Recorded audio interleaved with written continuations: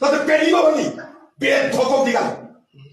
କାଇଁ ମତେ ସେ କିଏ ହୋଇନି ଫେର ରାତିରେ ମିଶିଆ କଣ ମିଶିବ କଣ ତାକୁ ରେପ କରିଦେଲି କହ ମୁଁ ରେପ କରିଦେଲି ସବୁଦିନ ଆସି କହ ଚୁପ କହ ଆଜି ରେପ କରିଦିନ ନାହିଁ ଛଅ ମାସ କରିଛି ନାହିଁ କହ ପଚିଶ ଚପଡ଼ା ଧରି ତୁ ବୋଟ କେଟ ସତ କହ କାହିଁକି ଆସିଥିଲୁ କହ କହ କାହିଁକି ଆସିଥିଲୁ କହ ବଡ ବାଟ କହ ତା ସହିତ ସହବାସ କରିଛି ନାହିଁ କାହିଁକି ସହବାସ କରୁଛ କିଏ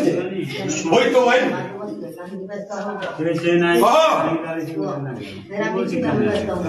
କେତେ ଥର ସହବାସ କରୁଛୁ